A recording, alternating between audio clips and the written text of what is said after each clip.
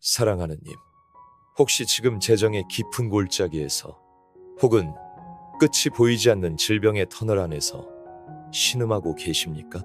밑 빠진 독에 물 붓는 것 같은 재정 상황에 잠 못 이루고 약을 먹어도 차도가 없는 육신의 고통에 절망하며 하나님, 정말 살아계십니까? 라고 외치고 계시지는 않으신지요? 은행 잔고는 바닥을 드러내고 병원비 청구서는 산더미처럼 쌓여가며 우리의 믿음마저 흔들리는 바로 그 순간, 오늘 밤 이 시간 우리는 패배감과 절망을 선포하는 세상의 소리가 아닌 당신의 모든 상황을 단번에 역전시키실 수 있는 능력의 말씀을 함께 붙잡고 선포하기 위해 모였습니다. 이 시간은 더 이상 아픔을 되새김질하는 고통의 시간이 아닙니다. 불가능을 가능케 하시는 하나님의 살아있는 말씀을 믿음으로 취하고 선포하고 명령함으로써 기적의 문을 여는 능력의 시간이 될 것입니다. 지금 조용히 눈을 감고 당신의 모든 문제보다 크신 만군의 주 여호와 라파, 여호와 이레의 하나님 앞에 함께 나아가기를 소망합니다. 첫 번째, 우리의 모든 문제를 다스리시는 하나님의 절대 주권을 선포하기. 우리가 기적을 경험하기 위해 가장 먼저 해야 할 일은 나의 재정 문제와 질병의 고통보다 크시고 그 모든 것을 다스리시는 하나님의 절대적인 주권을 인정하고 선포하는 것입니다. 역대상 29장 11절과 12절은 다윗의 위대한 고백입니다. 여호와여, 위대하심과 권능과 영광과 승리와 위엄이 다 주께 속하였사오니 천지에 있는 것이 다 주의 것이로소이다. 부와 귀가 주께로 말미암고 또 주는 만물의 주제가 되사 손에 권세와 능력이 있사오니 모든 사람을 크게 하심과 강하게 하심이 주의 손에 있나이다. 그렇습니다. 부와 귀가 크게 되고 강하게 되는 것이 모두 주님의 손에 달려 있습니다. 다니엘서 4장 35절은 땅의 모든 사람들을 없는 것 같이 여기시며 하늘의 군대에게든지 땅의 사람에게든지 그는 자기 뜻대로 행하시나니라고 선포하며 그 어떤 것도 하나님의 주권적인 행하심을 막을 수 없다고 말합니다. 이 밤 당신을 짓누르는 문제의 크기가 아니라 그 문제를 다스리시는 하나님의 위대하심을 바라보십시오. 주권자이신 하나님, 나의 재정 문제와 질병의 고통이 아무리 크다 할지라도 천지를 다스리시는 주님의 주권 아래 있음을 믿습니다. 부와 귀가 주께로 말미암고 모든 사람을 강하게 하심이 주의 손에 있음을 이 시간 믿음으로 선포합니다. 제 삶의 모든 영역에서 주님의 완전하신 주권이 나타나소서. 두 번째, 말씀의 창조적 능력이 내 상황의 역사함을 선포하기. 하나님의 말씀은 단순한 글자가 아니라 무에서 유를 창조하는 능력이 있습니다. 창세기 1장에서 하나님께서는 빛이 있으라 말씀하셨고 그 말씀대로 빛이 창조되었습니다. 히브리서 11장 3절은 믿음으로 모든 세계가 하나님의 말씀으로 지어진 줄을 우리가 아나니 보이는 것은 나타난 것으로 말미암아 된 것이 아니니라고 말씀합니다. 지금 우리가 눈으로 보는 절망적인 상황이 전부가 아닙니다. 하나님의 창조적인 말씀이 임할 때 우리의 현실은 완전히 새롭게 재창조될 수 있습니다. 히브리서 4장 12절은 하나님의 말씀은 살아있고 활력이 있어 라고 선포합니다. 2000년 전에 기록된 말씀이 지금 이 순간에도 살아 역사하며 우리의 재정과 질병의 문제에 직접 개입하고 일하실 수 있음을 믿어야 합니다. 이사야 55장 11절은 내 입에서 나가는 말도 이와 같이 헛되이 내게로 되돌아오지 아니하고 나의 기뻐하는 뜻을 이루며 내가 보낸 일의 형통함이니라고 약속합니다. 이 밤 우리가 선포하는 하나님의 말씀은 결코 헛되이 사라지지 않고 반드시 하나님의 기뻐하시는 뜻, 즉 우리의 회복과 치유를 이루어낼 것입니다. 살아있는 말씀을 믿음으로 선포합시다. 창조주 하나님, 말씀으로 천지를 창조하신 주님의 능력이 이 시간 저의 재정과 건강의 문제 가운데 역사할 것을 선포합니다. 살아있고 활력 있는 주의 말씀이 제 삶의 모든 무질서와 혼돈을 몰아내고 새로운 창조의 질서를 세우실 것을 믿습니다. 세 번째, 공급의 근원이신 여호와 이레의 하나님을 선포하기. 재정적인 어려움 속에서 우리는 나의 능력이나 통장 잔고가 공급의 근원이라고 착각합니다. 그러나 성경은 우리의 공급의 근원이 오직 여호와 이레, 즉 모든 것을 미리 준비하고 예비하시는 하나님이라고 가르칩니다. 창세기 22장에서 아브라함이 아들 이삭을 바치려 할 때 하나님께서는 이미 수풀에 뿌리 걸린 수향을 예비해 두셨습니다.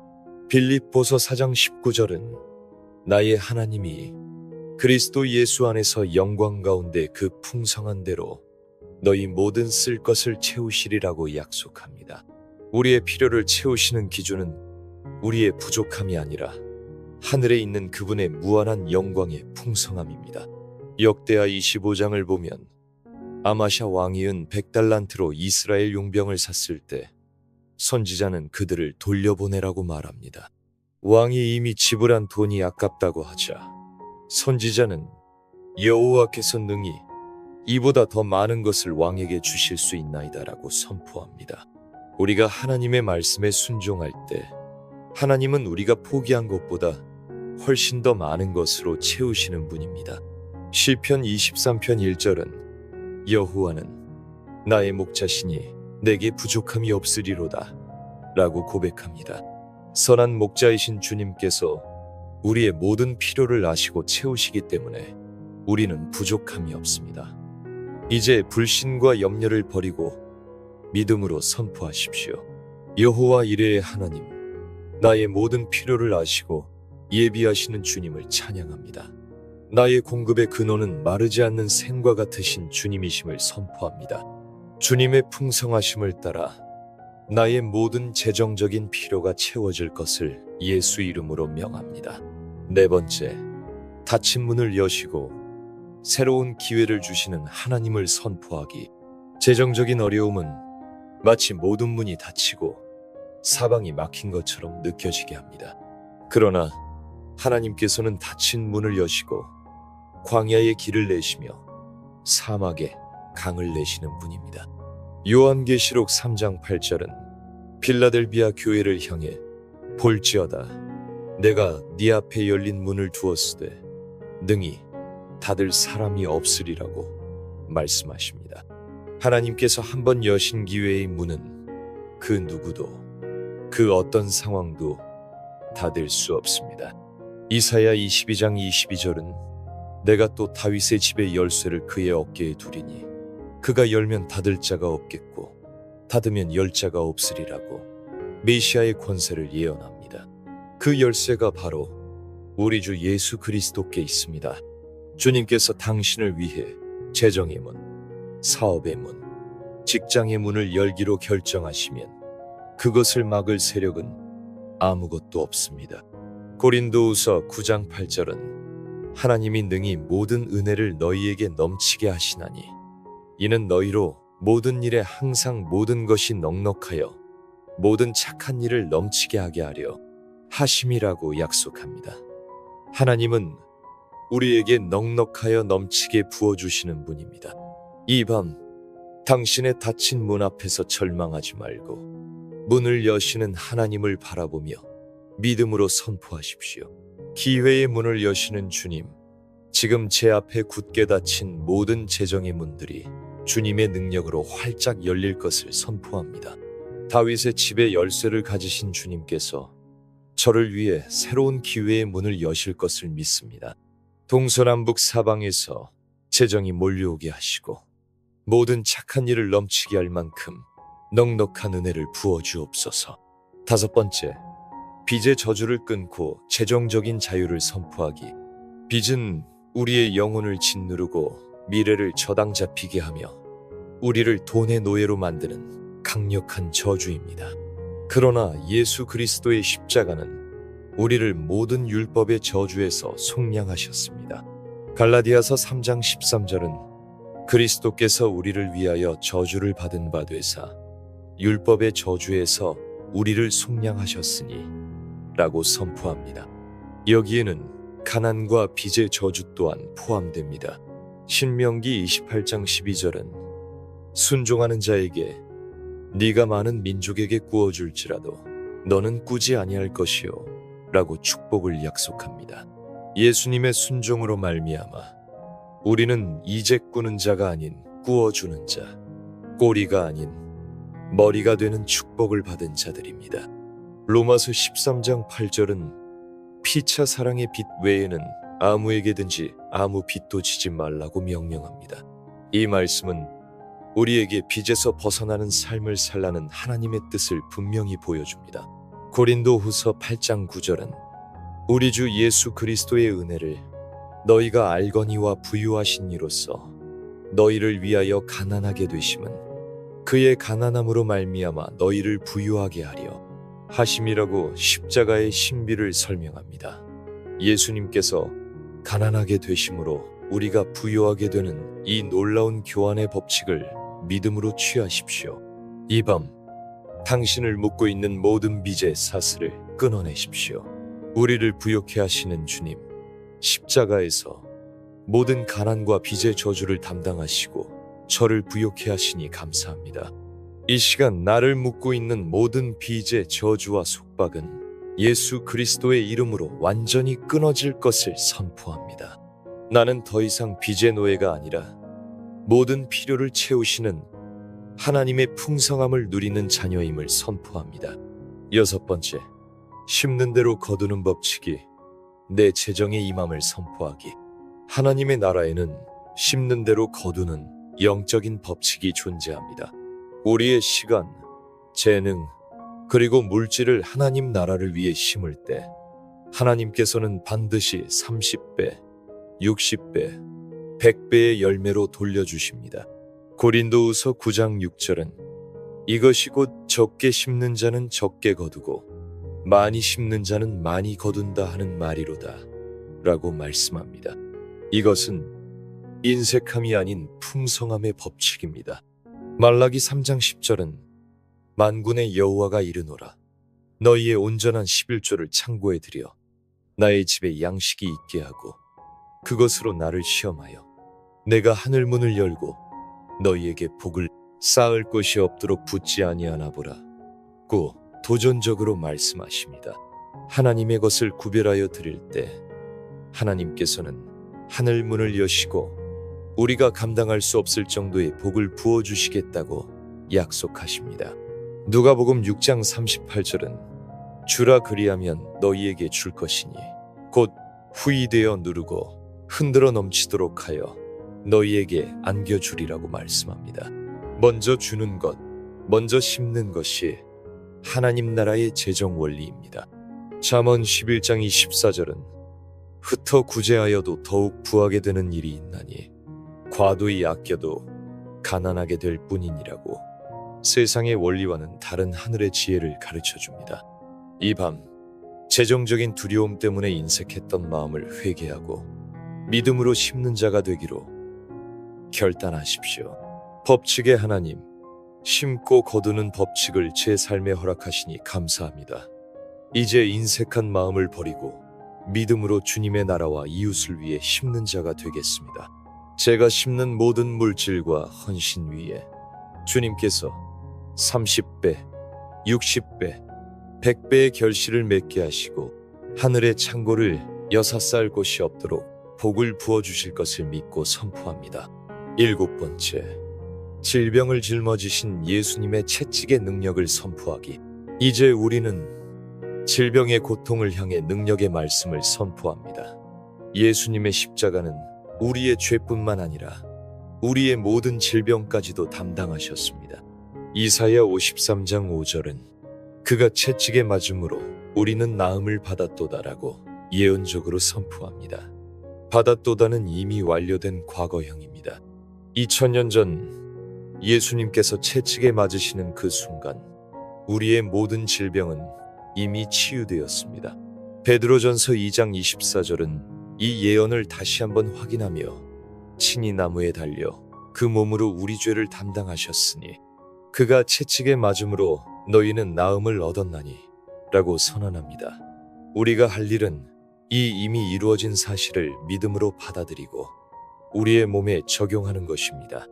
마태복음 8장 17절은 병자들을 고치시는 예수님의 사역을 보며 이는 선지자 이사야를 통하여 하신 말씀에 우리의 연약한 것을 친히 담당하시고 병을 짊어지셨도다 함을 이루려 하심이더라고 해석합니다.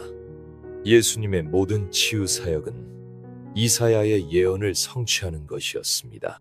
갈라디아서 3장 13절의 말씀처럼 그리스도께서 우리를 위하여 저주를 받은 바 되사 율법의 저주에서 우리를 속량하셨으니 이 저주에는 질병의 저주 또한 포함됩니다. 이 밤 당신을 괴롭히는 그 질병을 향해 담대히 선포하십시오. 여호와 라파, 치료의 하나님, 십자가에서 나의 모든 질병과 연약함을 친히 담당하시고 채찍에 맞으심으로 나를 온전히 치유하셨음을 믿고 감사합니다. 이 시간 예수 그리스도의 이름으로 명하노니 내 몸을 괴롭히는 모든 질병과 통증과 악한 세포는 떠나갈지어다. 나는 예수님의 채찍에 맞음으로 온전한 나음을 얻었음을 선포한다. 8번째, 죽은 자를 살리시는 부활의 생명이 내 몸에 임함을 선포하기. 예수님의 치유는 단순히 병을 낫게 하는 수준을 넘어 죽은 자를 살리시는 부활의 생명 그 자체입니다. 로마서 8장 11절은 예수를 죽은 자 가운데서 살리신 이의 영이 너희 안에 거하시면 그리스도 예수를 죽은 자 가운데서 살리신 이가 너희 안에 거하시는 그의 영으로 말미암아 너희 죽을 몸도 살리시리라는 놀라운 약속을 줍니다. 우리 안에 계신 성령님은 바로 예수님을 죽음에서 일으키신 바로 그 영이십니다. 그 부활의 능력이 우리의 죽을 몸, 병든 몸, 쇠약한 몸을 다시 살리시고 회복시키실 수 있다는 것입니다. 요한복음 11장 25절에서 예수님은 나는 부활이요 생명이니 나를 믿는 자는 죽어도 살겠고 라고 선포하셨습니다. 예수님 자신이 바로 부활의 능력이요 생명의 근원이십니다. 고린도후서 4장 10절은 우리가 항상 예수의 죽음을 몸에 짊어짐은 예수의 생명이 또한 우리 몸에 나타나게 하려 함이라고 말합니다. 우리의 옛사람이 예수와 함께 죽었음을 인정할 때 역설적으로 예수님의 부활의 생명이 우리의 육체를 통해 나타나게 됩니다. 에베소서 1장 19절과 20절은 하나님의 능력의 지극히 크심이 그리스도 안에서 역사하사 죽은 자들 가운데서 다시 살리신 그 능력과 같다고 말합니다. 이 밤 병든 당신의 몸에 죽어가는 당신의 세포에 부활의 생명을 공급하시는 하나님의 능력을 믿음으로 선포하십시오. 부활이요 생명이신 주님, 주님을 죽음에서 일으키신 성령의 능력이 지금 이 시간 내 안에 거하심을 믿습니다. 그의 영으로 말미암아 나의 죽을 몸도 다시 살아날 것을 믿음으로 선포합니다. 예수의 생명이 지금 나의 온몸 구석구석에 흘러들어가 모든 병든 세포를 살리고 약한 기관을 강건하게 하며 창조의 질서대로 온전히 회복시킬 것을 예수 이름으로 명령합니다. 9번째, 믿음의 기도는 병든 자를 일으킴을 선포하기. 성경은 병든 자를 위한 믿음의 기도가 가진 놀라운 능력을 분명하게 약속합니다. 야고보서 5장 14절과 15절은 너희 중에 병든 자가 있느냐? 그는 교회의 장로들을 청할 것이요. 그들은 주의 이름으로 기름을 바르며 그를 위하여 기도할지니라. 믿음의 기도는 병든 자를 구원하리니 주께서 그를 일으키시리라고 구체적인 지침을 줍니다. 여기서 중요한 것은 기름이나 장로의 안수보다도 믿음의 기도입니다. 믿음으로 드리는 기도는 병든 자를 구원하고 주님께서 친히 그를 일으키시는 역사를 가져옵니다. 마가복음 11장 24절에서 예수님은 무엇이든지 기도하고 구하는 것은 받은 줄로 믿으라. 그리하면 너희에게 그대로 되리라 고 말씀하셨습니다. 치유를 구했다면 아직 눈에 보이는 증거가 없더라도 이미 받은 줄로 믿고 감사하는 것이 중요합니다. 그것이 하나님의 역사를 풀어놓는 열쇠입니다. 마가복음 9장을 보면 귀신 들린 아들을 둔 아버지가 예수님께 무엇을 하실 수 있거든 우리를 불쌍히 여기사 도와주옵소서 라고 불완전한 믿음으로 구합니다. 그때 예수님은 할 수 있거든이 무슨 말이냐, 믿는 자에게는 능히 하지 못할 일이 없느니라고 도전하셨고, 그 아버지는 내가 믿나이다, 나의 믿음 없는 것을 도와주소서 라고 외쳤습니다. 이 정직한 믿음의 고백 위에 치유가 임했습니다. 이 밤 당신의 믿음이 연약하게 느껴질지라도 당신의 믿음 없는 것까지도 도와달라고 주님께 부르짖으십시오. 믿음의 주가 되시는 주님, 저에게 믿음을 더하여 주옵소서. 믿음의 기도는 병든 자를 구원하신다는 약속의 말씀을 붙잡고 기도합니다. 지금 이 순간 제가 드리는 이 기도를 통해 주님께서 저를 일으키고 계심을 믿습니다. 기도하고 구한 것은 받은 줄로 믿으라 하셨사오니 이미 완전한 치유를 주셨음을 믿고 감사하며 찬양합니다. 10번째, 하나님의 이름 자체에 담긴 치유의 능력을 선포하기. 하나님의 이름들에는 그분의 성품과 능력이 담겨 있으며 그 이름들을 믿음으로 선포할 때 놀라운 역사가 일어납니다. 특히 출애굽기 15장 16절에서 하나님은 자신을 나는 너희를 치료하는 여호와임이라, 즉 여호와 라파라고 계시하셨습니다. 치료하는 것이 바로 하나님의 본질적인 성품 중 하나입니다. 시편 147편 3절은 상심한 자들을 고치시며 그들의 상처를 싸매시는도다라고 노래합니다. 하나님은 우리의 마음의 상처와 육체의 상처 모두를 싸매고 고치시는 분입니다. 사도행전 3장에서 베드로와 요한은 성전 미문에서 구걸하던 날 때부터 못 걷던 사람을 향해 은과 금은 내게 없거니와 내게 있는 이것을 내게 주노니 나사렛 예수 그리스도의 이름으로 일어나 걸으라고 선포했습니다. 그들에게는 돈은 없었지만 모든 질병을 제압하는 권세 있는 예수 그리스도의 이름이 있었습니다. 그 이름을 선포했을 때 그는 즉시 일어나 걷고 뛰며 하나님을 찬미했습니다. 빌립보서 2장 9절과 10절은 이러므로 하나님이 그를 지극히 높여 모든 이름 위에 뛰어난 이름을 주사 하늘에 있는 자들과 땅에 있는 자들과 땅 아래에 있는 자들로 모든 무릎을 예수의 이름에 꿇게 하시고 라고 말씀합니다. 모든 질병의 이름, 암, 당뇨, 심장병, 관절염 등 그 어떤 질병의 이름도 예수 그리스도의 이름 아래에는 무릎을 꿇어야만 합니다. 이 밤 당신의 질병의 이름을 향해 모든 이름 위에 뛰어난 예수 그리스도의 이름을 선포하십시오. 여호와 라파, 치료의 하나님을 찬양합니다. 저의 모든 상처를 싸매고 고치시는 주님을 신뢰합니다. 모든 이름 위에 뛰어난 이름, 나사렛 예수 그리스도의 이름으로 명하노니 내 몸 안에 있는 모든 질병과 연약함은 당장 내게서 떠나갈지어다.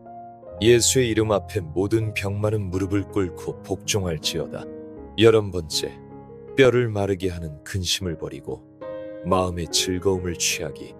우리의 마음 상태는 육체의 건강과 매우 밀접하게 연결되어 있습니다. 잠언 17장 22절은 마음의 즐거움은 양약이라도 심령의 근심은 뼈를 마르게 하느니라고 말씀합니다. 재정적인 압박과 질병의 고통은 우리 마음에서 즐거움을 빼앗고 심령의 근심을 가져옵니다. 그리고 이 근심은 실제로 우리의 면역 체계를 약화시키고 뼈, 즉 우리 몸의 근간을 마르게 할 만큼 파괴적인 영향을 미칩니다. 반면에 마음의 즐거움은 어떤 좋은 약보다도 더 효과적인 양약이 되어 우리의 몸을 치유하고 회복시킵니다. 잠언 15장 13절은 마음의 즐거움은 얼굴을 빛나게 하여도 마음의 근심은 심령을 상하게 하느니라고 말합니다. 우리의 내면의 상태가 얼굴 표정으로 드러나듯이 그것은 우리의 온 몸에도 영향을 미칩니다. 여기서 말하는 즐거움은 세상이 주는 쾌락이 아니라 느헤미야 8장 10절에서 말하는 여호와로 인하여 기뻐하는 것이 너희의 힘이니라입니다. 상황과 환경을 뛰어넘어 나를 구원하시고 사랑하시는 하나님으로 인해 기뻐하는 것이 우리 영혼의 힘이요 육체의 양약이 됩니다. 하박국 3장 18절은 나는 여호와로 말미암아 즐거워하며 나의 구원의 하나님으로 말미암아 기뻐하리로다 라고 고백합니다. 이 밤 당신의 뼈를 마르게 하는 모든 근심을 예수 이름으로 끊어버리고 의지적으로 주님 안에서 기쁨을 선택하기로 결단하십시오. 기쁨의 근원이신 주님, 그동안 재정과 질병의 문제로 인한 근심이 제 뼈를 마르게 했던 것을 회개합니다. 이제 이 모든 근심을 주님께 맡겨드리고 주님이 주시는 즐거움을 양약으로 삼기 원합니다. 제 상황이 아니라 저를 구원하신 주님으로 인해 기뻐하기를 선택합니다. 성령이여, 제 마음을 주의 기쁨으로 가득 채워주사 제 얼굴이 빛나고 제 모든 아픈 곳이 회복되는 역사가 일어나게 하옵소서. 12번째, 두려움의 영이 아닌 능력과 사랑과 절제의 마음을 선포하기. 재정과 질병의 문제는 우리 마음속에 두려움을 심어놓습니다. 이러다 길거리에 앉으면 어떡하지? 이 병으로 죽으면 어떡하지? 이 두려움은 우리의 믿음을 마비시키고 올바른 판단을 하지 못하게 만듭니다. 그러나 디모데후서 1장 7절은 하나님이 우리에게 주신 것은 두려워하는 마음이 아니요 오직 능력과 사랑과 절제하는 마음이니 라고 분명히 선포합니다. 두려움은 하나님께로부터 온 것이 아닙니다. 그것은 원수 마귀가 우리를 속이기 위해 사용하는 거짓된 감정입니다. 하나님께서 우리에게 주신 것은 첫째, 능력입니다. 문제를 이길 수 있는 하늘의 권세와 능력입니다. 둘째는 사랑입니다. 하나님의 온전한 사랑이 두려움을 내쫓습니다. 셋째는 절제하는 마음, 즉 건전한 마음입니다. 두려움에 휩쓸려 비이성적인 판단을 하는 것이 아니라 어떤 상황에서도 차분하고 지혜롭게 생각하고 행동할 수 있는 마음입니다. 로마서 8장 15절은 너희는 다시 무서워하는 종의 영을 받지 아니하고 양자의 영을 받았으므로 우리가 아빠 아버지라고 부르짖느니라고 말씀합니다. 우리는 두려움에 떠는 종이 아니라 모든 것을 상속받을 하나님의 아들입니다. 이 밤 당신 안에 있는 모든 두려움의 영을 대적하고 하나님이 주신 능력과 사랑과 절제의 마음을 믿음으로 취하십시오. 담대함을 주시는 주님, 저를 올가매는 모든 두려움의 영을 예수 그리스도의 이름으로 대적합니다. 두려움은 하나님께로부터 온 것이 아님을 선포합니다. 이제 제 안에 능력과 사랑과 절제하는 마음을 부어주옵소서. 문제 앞에서 위축되는 것이 아니라 하나님의 능력으로 담대하게 맞서게 하시고 하나님의 사랑으로 모든 두려움을 이기게 하시며 어떤 상황에서도 평정심을 잃지 않고 지혜롭게 판단하고 행하게 하옵소서. 13번째, 생명의 말씀이 나의 골수를 윤택하게 함을 선포하기. 하나님의 말씀은 우리의 영혼뿐만 아니라 우리의 육신에도 직접적인 치유의 효능을 가집니다. 잠언 4장 20절부터 22절은 내 아들아 내 말에 주의하며 내가 말하는 것에 네 귀를 기울이라. 그것을 네 눈에서 떠나게 하지 말며 네 마음속에 지키라. 그것은 얻는 자에게 생명이 되며 그의 온 육체의 건강이 됨이니라고 말씀합니다. 하나님의 말씀을 듣고 보고 마음에 지킬 때 그것은 우리에게 생명이 되며 온 육체의 건강이 된다는 놀라운 약속입니다. 잠언 3장 8절은 여호와를 경외하고 악을 떠나는 것에 대해 이것이 네 몸의 양약이 되어 네 골수를 윤택하게 하리라고 말합니다. 여기서 골수는 뼛속 깊은 곳에 있는 생명과 직결된 부분을 의미합니다. 하나님의 말씀은 우리의 가장 깊은 곳, 근원적인 부분까지 치유하고 윤택하게 만드는 능력이 있습니다. 시편 119편 50절은 이 말씀은 나의 고난 중의 위로라. 주의 말씀이 나를 살리셨기 때문이니이다. 라고 고백합니다. 고난 중에 우리를 위로하고 다시 살리는 것은 다른 어떤 것이 아니라 바로 주의 말씀입니다. 신명기 8장 3절은 사람이 떡으로만 사는 것이 아니요 여호와의 입에서 나오는 모든 말씀으로 사는 줄을 네가 알게 하려 하심이니라고 말씀합니다. 이 밤 어떤 약이나 음식보다 당신의 영혼과 육체를 살리는 생명의 말씀을 사모하며 먹으십시오. 이 시간 선포되는 모든 말씀이 당신의 몸에 양약이 되고 당신의 골수를 윤택하게 할 것입니다. 생명의 말씀이신 주님, 주의 말씀이 저의 생명이 되며 온 육체의 건강이 됨을 믿습니다. 지금 선포되는 모든 말씀을 믿음으로 받아 먹습니다. 주의 말씀이 제 몸에 양약이 되어 제 골수를 윤택하게 하고 모든 병든 곳을 치유하며 저를 고난 속에서 다시 살리시는 능력이 될 것을 믿고 선포합니다. 14번째, 오래된 문제라도 하나님의 능력 앞에서는 즉시 해결됨을 선포하기. 우리의 문제가 오래 지속되면 우리는 이것이 만성적이고 결코 변하지 않을 것이라고 믿게 되는 경향이 있습니다. 그러나 아무리 오래된 문제라도 하나님의 능력 앞에서는 시간의 제약을 받지 않고 즉시 해결될 수 있습니다. 요한복음 5장을 보면 베데스다 연못가에는 38년 된 병자가 있었습니다. 그는 38년이라는 긴 시간 동안 절망과 무기력 속에 누워 있었습니다. 그러나 예수님께서 그에게 일어나 네 자리를 들고 걸어가라고 명령하시자 그는 곧 나아서 자리를 들고 걸어갔습니다. 38년이라는 시간은 예수님의 말씀 한마디 앞에 아무런 장애가 되지 못했습니다. 마가복음 5장에는 12년 동안 혈루증으로 앓던 여인이 나옵니다. 그녀 역시 오랜 시간과 많은 돈을 허비했지만 병은 더 중해졌습니다. 그러나 그녀가 믿음으로 예수님의 옷에 손을 대는 순간 곧 그의 혈루 근원이 마르며 병이 나은 줄을 깨달았습니다. 12년이라는 시간도 즉각적인 치유를 막지 못했습니다. 사도행전 9장에서 바울은 다메섹 도상에서 예수님을 만난 후 사흘 동안 보지 못하고 식음을 전폐했습니다. 그러나 아나니아가 와서 안수하며 기도하자 즉시 그의 눈에서 비늘 같은 것이 벗어져 다시 보게 되었습니다. 이 밤 당신의 재정과 질병의 문제가 얼마나 오래되었는지는 중요하지 않습니다. 하나님의 능력은 시간을 초월합니다. 기적의 하나님, 저의 문제가 너무 오래되어 이제는 포기하고 있었음을 회개합니다. 그러나 주님께는 시간이 아무런 문제가 되지 않음을 믿습니다. 38년 된 병자를 즉시 일으키신 주님의 능력, 12년 혈루증을 즉시 고치신 주님의 능력이 이 시간 저에게도 임할 것을 선포합니다.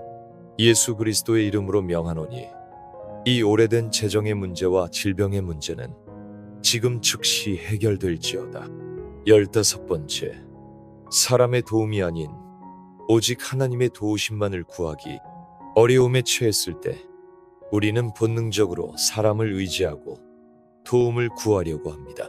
그러나 시편 121편 1절과 2절은 내가 산을 향하여 눈을 들리라.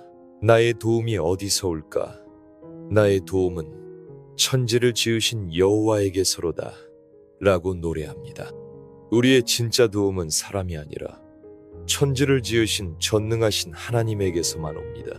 예레미야 17장 5절은 무릇 사람을 믿으며 육신으로 그의 힘을 삼고 마음이 여호와에게서 떠난 그 사람은 저주를 받을 것이라고 강력하게 경고합니다. 사람을 의지하는 것은 결국 저주, 즉 메마른 사막과 같은 결과를 낳을 뿐입니다. 반면에 7절에서는 그러나 무릇 여호와를 의지하며 여호와를 의뢰하는 그 사람은 복을 받을 것이라. 그는 물가에 심어진 나무가 시절을 따라 열매를 맺으며 그 잎사귀가 마르지 아니함 같으리니라고 약속합니다. 시편 108편 12절은 우리를 도와 대적을 치게 하소서. 사람의 구원은 헛됨이니이다라고 고백합니다. 사람의 도움은 일시적이고 불완전하며 결국에는 헛될 때가 많습니다. 사울 왕은 블레셋과의 전쟁 앞에서 하나님의 도움을 기다리지 못하고 제사를 드렸다가 버림받았지만, 다윗은 모든 전쟁에서 항상 하나님께 먼저 묻고 그분의 도움을 구함으로써 승리했습니다. 이 밤 당신이 도움을 구하며 의지하고 있던 모든 사람과 대상을 내려놓고 오직 당신의 유일한 도움이 되시는 하나님께만 시선을 고정하십시오. 도움이 되시는 주님, 어려울 때마다 사람을 먼저 의지하고 찾아다녔던 저의 불신앙을 용서하여 주옵소서.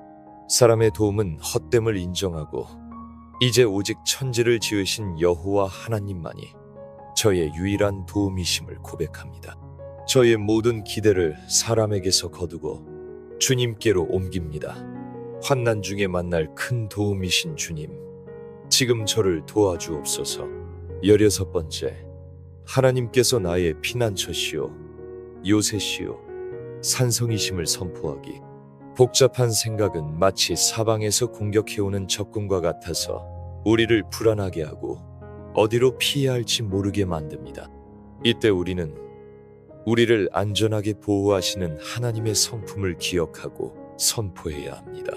시편 18편 2절은 여호와는 나의 반석이시요 나의 요새시요 나를 건지시는 이시요 나의 하나님이시요 내가 그 안에 피할 나의 바위시요 나의 방패시요 나의 구원의 뿌리시요 나의 산성이시로다 라고 하나님의 보호하심을 다양한 이미지로 노래합니다. 반석, 요새, 바위, 방패, 산성, 이 모든 것은 어떤 외부의 공격에도 흔들리거나 뚫리지 않는 완벽한 안전지대를 의미합니다. 이 밤 당신은 바로 이 하나님의 요새 안에 있습니다. 시편 91편 1절과 2절은 지존자의 은밀한 곳에 거주하며 전능자의 그늘 아래에 사는 자여, 나는 여호와를 향하여 말하기를 그는 나의 피난처요 나의 요새요 내가 의뢰하는 하나님이라 하리니 라고 말씀합니다. 우리가 거하는 곳은 바로 지존자의 은밀한 곳입니다. 원수가 결코 찾아낼 수 없는 비밀스럽고 안전한 장소입니다. 또한 우리는 전능자의 그늘 아래 있습니다. 뜨거운 햇볕 같은 인생의 문제와 공격으로부터 우리를 완벽하게 가려주는 시원하고 평안한 그늘입니다. 잠언 18장 10절은 여호와의 이름은 견고한 망대라 의인은 그리로 달려가서 안전함을 얻느니라고 말합니다. 여호와라는 이름 자체에 우리를 보호하는 능력이 있습니다. 복잡한 생각이 당신을 공격할 때 다른 어떤 것을 의지하려 하지 말고 오직 여호와의 이름을 부르며 그분이라는 견고한 망대 안으로 달려들어가십시오. 시편 46편 1절은 하나님은 우리의 피난처시요 힘이시니 환난 중에 만날 큰 도움이시라고 선언합니다. 이 밤 당신을 둘러싼 생각의 공격 앞에서 당신의 안전을 보장하는 하나님의 이름을 하나씩 불러보십시오. 피난처 되신 하나님, 저의 요새가 되시는 주님, 저의 견고한 산성이 되시는 주님, 이 시간 주님의 임재라는 견고한 망대 안으로 피합니다. 저를 공격하는 모든 불안과 염려의 화살로부터 저를 지키시고 보호하여 주옵소서. 주님 안에 있을 때 나는 가장 안전함을 믿습니다. 17번째, 보혈의 화평을 누리며 마음과 생각을 지키기. 이렇게 우리의 모든 죄책감을 내려놓았을 때 비로소 찾아오는 하나님의 깊고 넓은 평강을 누리는 시간입니다. 빌립보서 4장 7절은 그리하면 모든 지각에 뛰어난 하나님의 평강이 그리스도 예수 안에서 너희의 마음과 생각을 지키시리라고 약속합니다. 여기서 그리하면이라는 단어가 중요합니다. 아무것도 염려하지 않고 모든 일에 기도와 간구로 감사함으로 하나님께 아뢰을 때 그 결과로 하나님의 평강이 우리에게 찾아온다는 것입니다. 이 평강은 모든 지각에 뛰어난 평강입니다. 즉 우리의 이성적인 이해나 상황적인 분석을 뛰어넘는 하늘로부터 오는 초자연적인 평안입니다. 상황은 여전히 어렵고 죄의 기억은 남아있을지 모르지만 이상하게도 마음은 고요한 호수와 같이 잔잔해지는 경험, 이것이 바로 하나님이 주시는 샬롬입니다. 요한복음 14장 27절에서 예수님은 평안을 너희에게 끼치노니 곧 나의 평안을 너희에게 주노라. 내가 너희에게 주는 것은 세상이 주는 것과 같지 아니하니라. 너희는 마음에 근심하지도 말고 두려워하지도 말라고 말씀하셨습니다. 예수님의 평안은 세상이 주는 평안, 즉 문제가 없을 때 잠시 찾아오는 그런 조건적인 평안과는 질적으로 다릅니다. 이사야 26장 3절은 주께서 심지가 견고한 자를 평강하고 평강하도록 지키시리니 이는 그가 주를 신뢰함이니이다 라고 말씀합니다. 마음의 심지를 보혈의 약속 위에 굳게 고정하고 그분을 신뢰할 때 하나님은 우리를 평강의 평강으로 지켜주십니다. 거듭되는 평안의 약속입니다. 이 밤 당신의 모든 것을 내려놓은 그 빈 마음에 이제 하나님의 평강이 강물처럼 흘러넘치기를 구하십시오. 평강의 왕이신 주님, 제 모든 죄책감을 주님의 십자가 앞에 내려놓았사오니 이제 약속하신 주님의 평안으로 제 마음과 생각을 가득 채워 주옵소서. 제 이성으로는 이해할 수 없고 제 행위로는 얻을 수 없는 하늘로부터 오는 신비한 평안을 부어 주옵소서.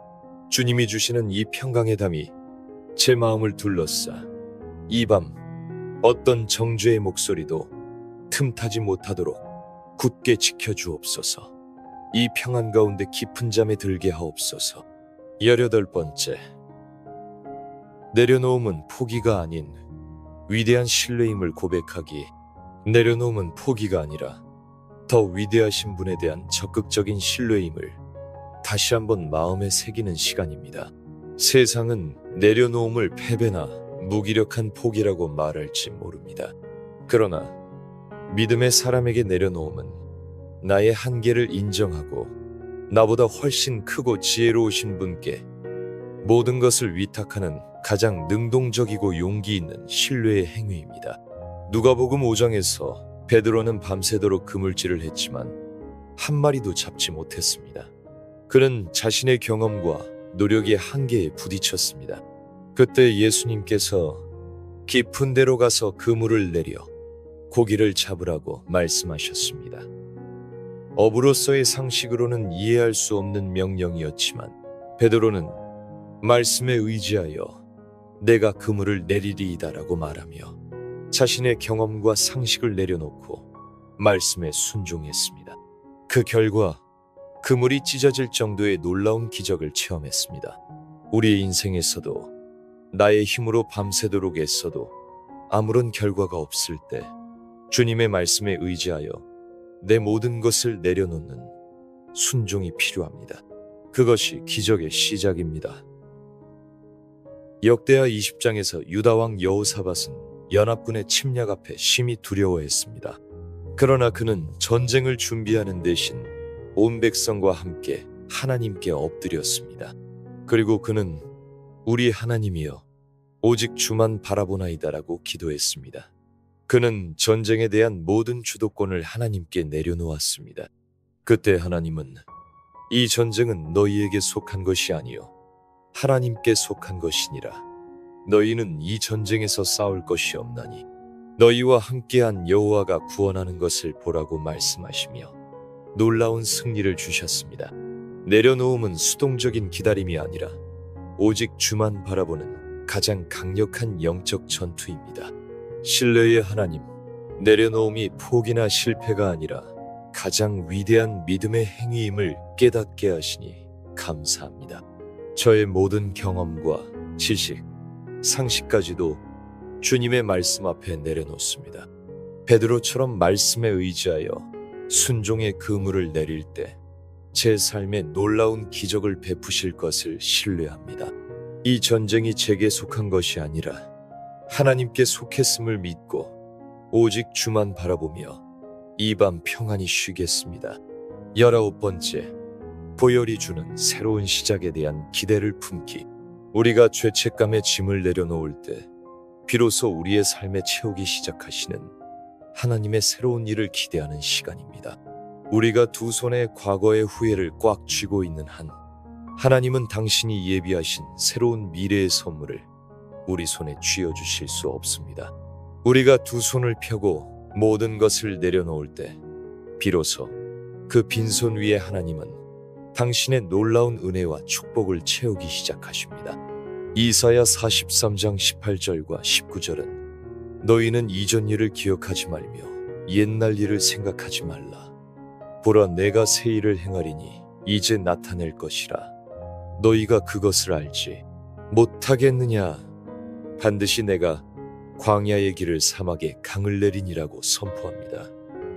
하나님은 우리가 과거에 묶여 사는 것을 원치 않으십니다.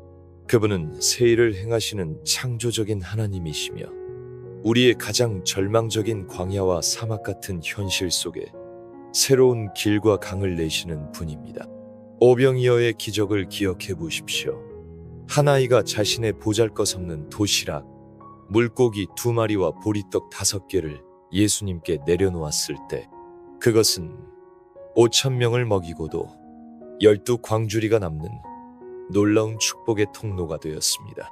당신이 밤새도록 끌어안고 잠 못 이루는 그 죄책감의 작은 도시락을 주님께 기꺼이 내려놓으십시오. 주님은 그것을 통해 당신의 인생에 새로운 만족과 풍성함의 기적을 행하실 수 있습니다. 고린도후서 9장 10절은 심는 자에게 씨와 먹을 양식을 주시는 이가 너희 심을 것을 주사 풍성하게 하시고 너희 의의 열매를 더하게 하시리니 라고 약속합니다. 우리가 회개하며 내려놓는 우리의 죄와 후회는 결코 사라져 없어지는 것이 아니라 오히려 하나님의 은혜와 의의 열매를 맺게 하는 거룩한 씨앗이 될 수 있습니다.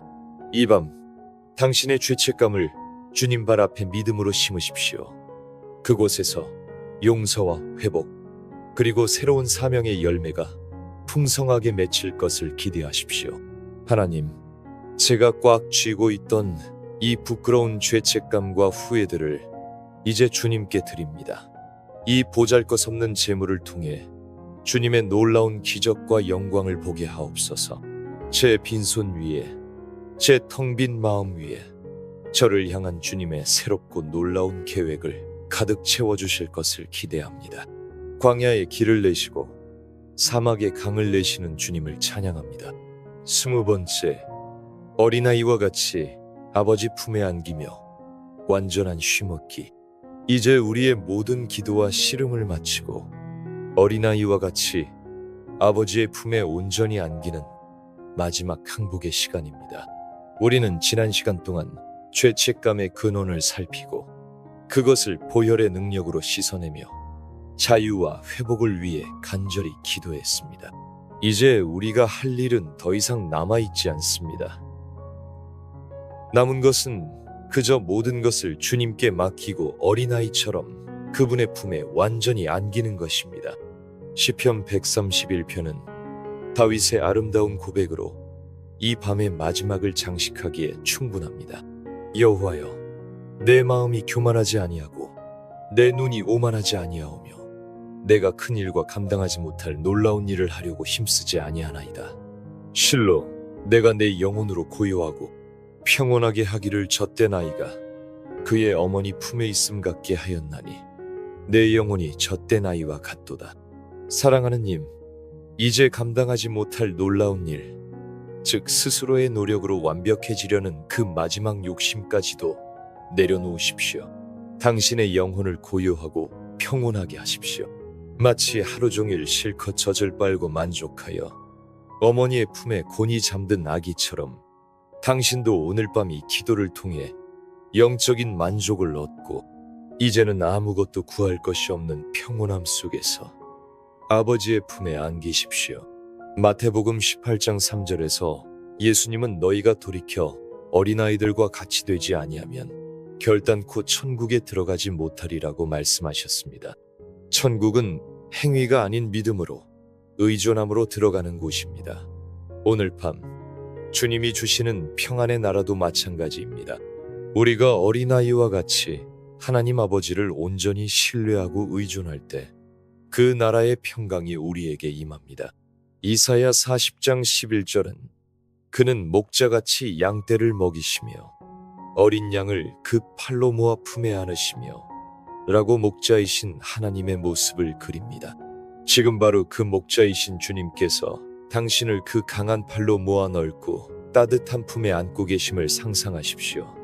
당신은 용서받았고 안전하며 사랑받고 있습니다. 더 이상 애쓸 필요가 없습니다. 이제 모든 기도를 마치고 모든 생각을 멈추고 이 마지막 고백과 함께 깊은 잠의 바다로 평안히 항해에 들어가십시오. 좋으신 목자, 나의 아버지 하나님, 이제 제 모든 힘과 노력을 내려놓습니다. 젖된 아이가 어미 품에 안겨 있듯이 제 영혼이 지금 아버지의 품 안에서 고요하고 평온합니다. 저를 그 강한 팔로 안아주시니 감사합니다. 저를 사랑하시고 용서하시고 모든 것을 책임져 주실 주님을 온전히 신뢰하며 잠이 듭니다. 제 영혼을 아버지의 손에 부탁드립니다. 아멘. 수고 많으셨습니다. 사랑하는 님, 당신의 과거는 예수님의 보혈 아래 덮였습니다. 이제 아무것도 염려하지 마시고 아버지의 품 안에서 평안히 깊이 주무십시오. 좋은 꿈 꾸십시오. 21번째, 할 수 있거든이 아닌 믿는 자의 능력을 선포하기. 우리의 문제 앞에서 우리는 종종 귀신 들린 아들을 둔 아버지처럼 무엇을 하실 수 있거든 이라며 하나님의 능력을 제안하곤 합니다. 그러나 마가복음 9장 23절에서 예수님께서는 할 수 있거든이 무슨 말이냐? 믿는 자에게는 능히 하지 못할 일이 없느니라고 도전하십니다. 문제 해결의 관건은 하나님의 능력이 아니라 우리의 믿음에 달려 있다는 것입니다.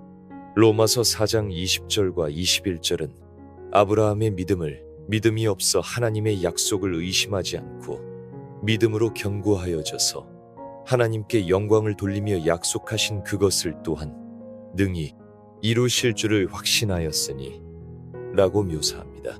그는 불가능한 현실 자신의 늙은 몸과 사라의 죽은 태를 보지 않고 약속을 이루실 전능하신 하나님을 바라보았습니다.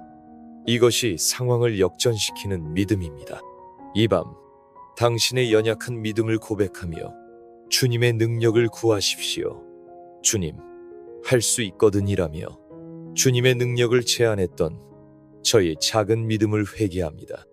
이제 믿는 자에게는 능치 못할 일이 없다는 말씀을 붙잡고 제 문제보다 크신 주님을 바라봅니다. 제 믿음 없음을 도와주시고 아브라함과 같이 약속을 능히 이루실 주님을 확신하는 견고한 믿음을 주옵소서. 22번째, 불가능한 상황 속에서 하나님의 영광을 선포하기.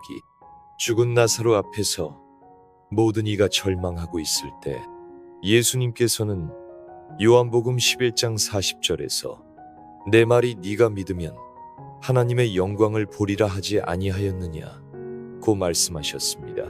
재정과 질병의 문제가 죽은 나사로처럼 완전히 불가능해 보일 때 바로 그곳이 하나님의 영광이 가장 찬란하게 드러날 무대가 될 수 있습니다. 고린도후서 4장 7절은 우리가 이 보배를 질그릇에 가졌으니 이는 심히 큰 능력은 하나님께 있고 우리에게 있지 아니함을 알게 하려 함이라 고 말씀합니다.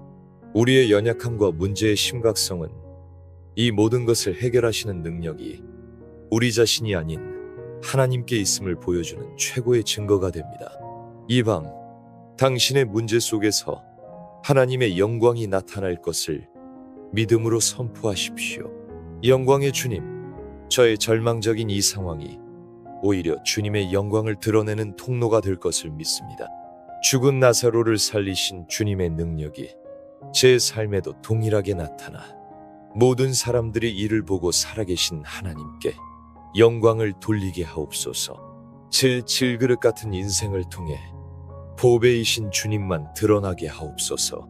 23번째, 문제의 해결이 아닌 하나님 자신을 구하기. 우리는 종종 하나님이 주시는 선물에는 관심이 많지만 선물을 주시는 하나님 자신에게는 무관심할 때가 있습니다.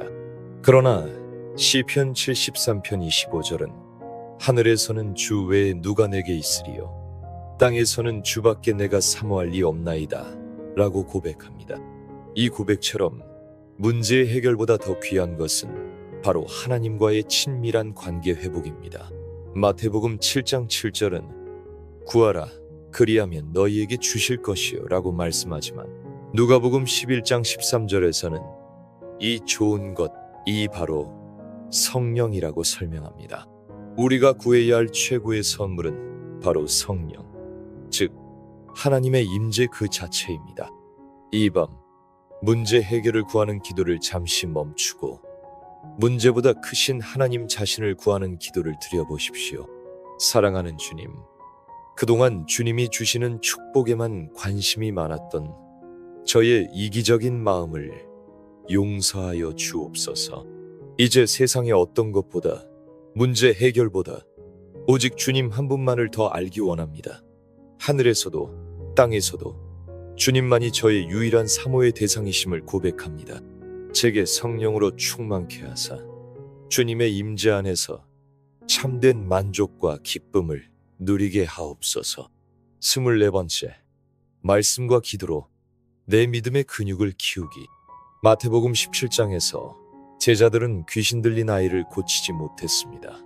그 이유를 묻는 제자들에게 예수님께서는 너희 믿음이 작은 까닭이니라고 하시며 이어서 이런 종류는 기도와 금식 외에는 다른 것으로서 나갈 수 없느니라고 말씀하셨습니다.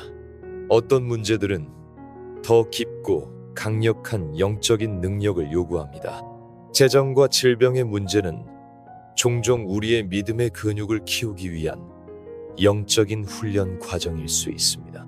디모데전서 4장 8절은 육체의 연단은 약간의 유익이 있으나 경건은 범사에 유익하니 금생과 내생의 약속이 있느니라고 말합니다.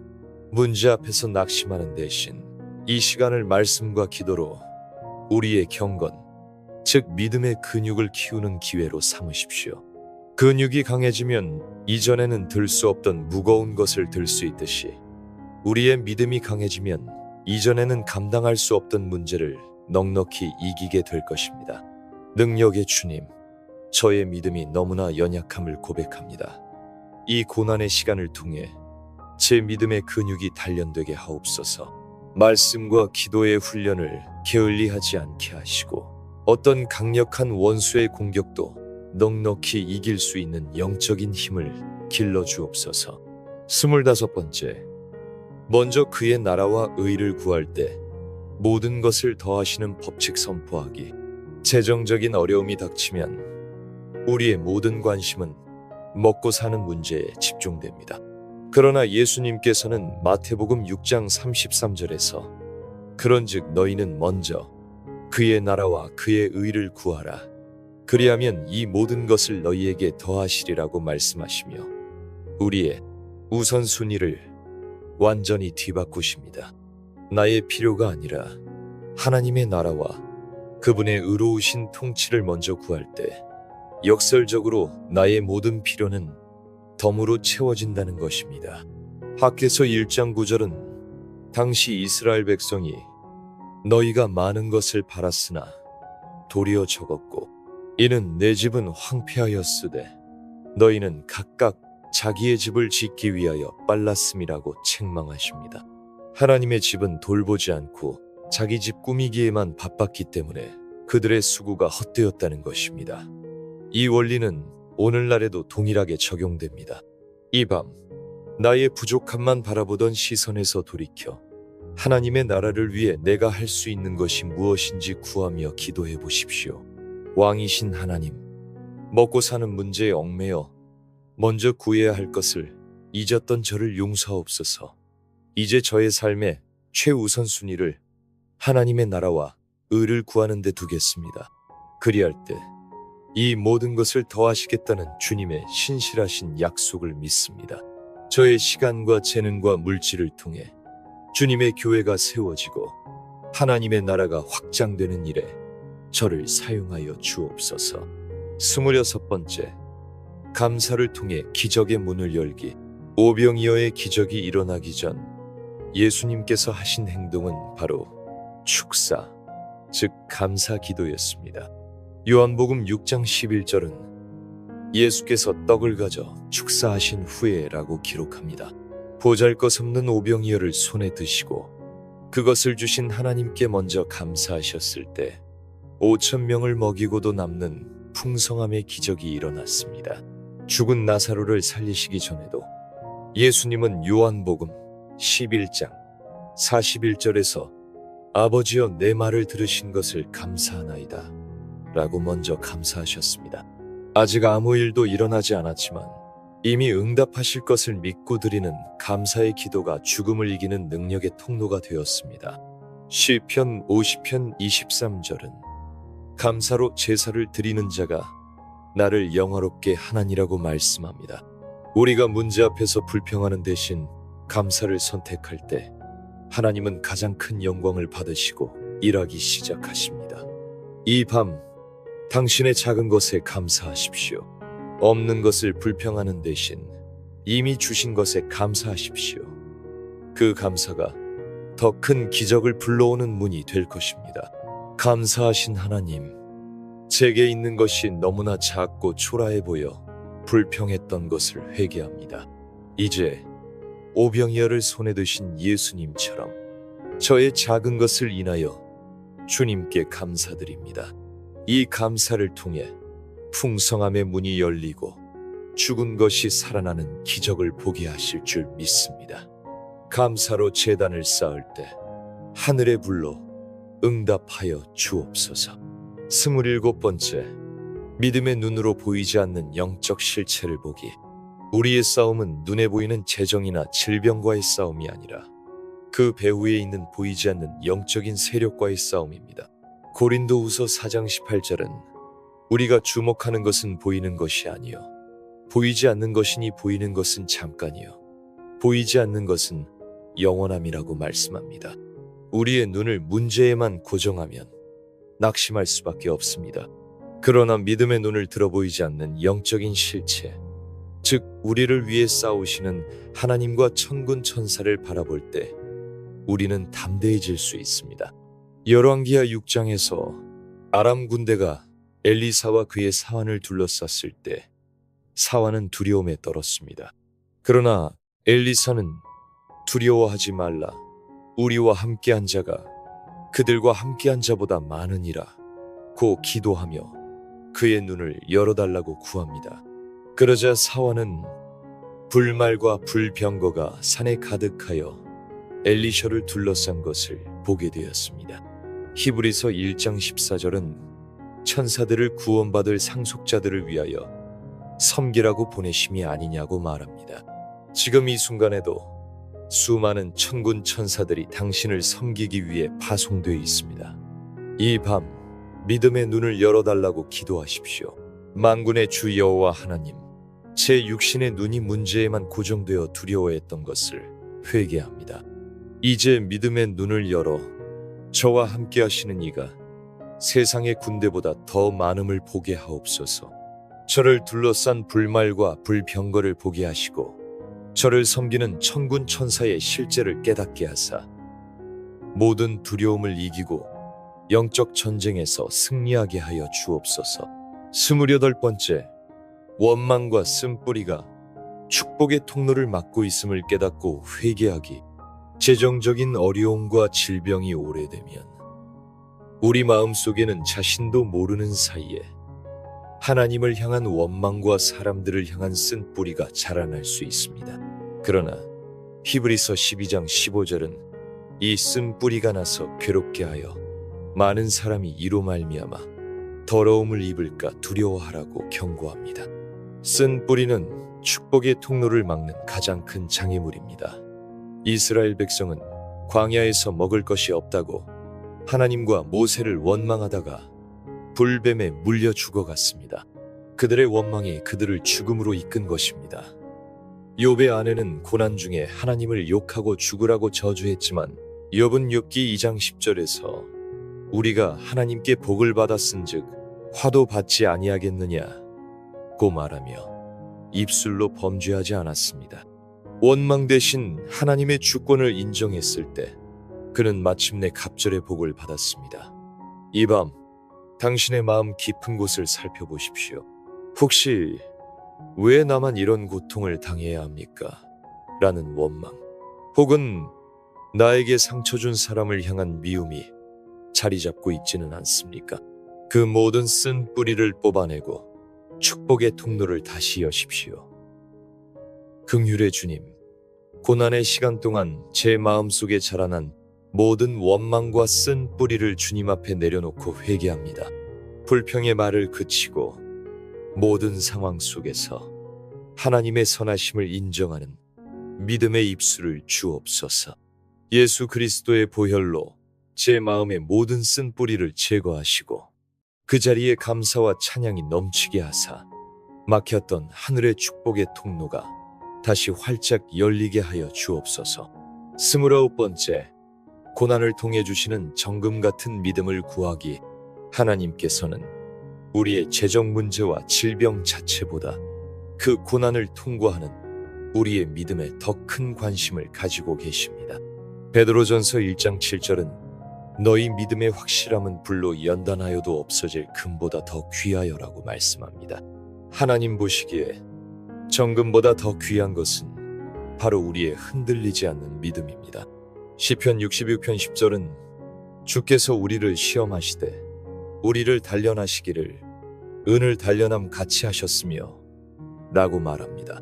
고난은 우리 믿음의 순도를 높이기 위한 하나님의 연단 과정입니다.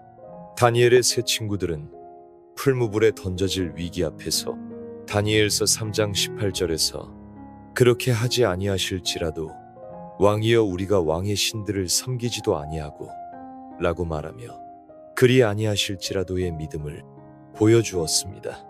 하나님께서 구해주시지 않아도 자신들의 믿음을 지키겠다는 이 고백이야말로 정금 같은 믿음입니다.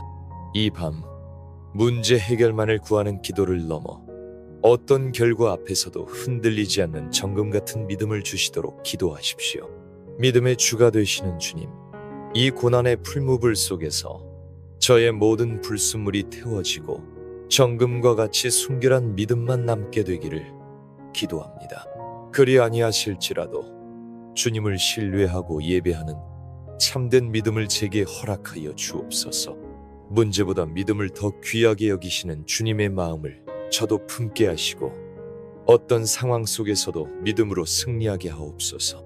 30번째, 하나님의 전신갑주를 입고 영적 전쟁을 선포하기.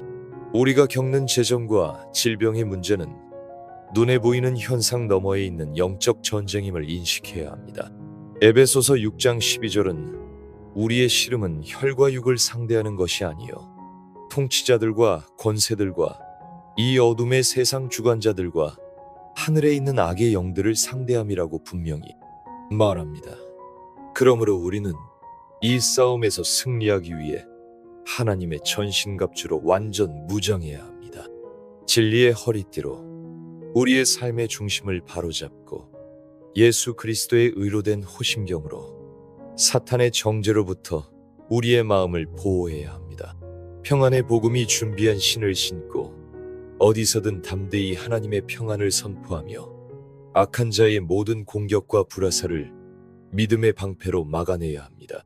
구원의 투구로 우리의 정체성과 생각을 보호하고 마지막으로 성령의 검, 곧 하나님의 살아있는 말씀을 가지고 원수를 대적해야 합니다.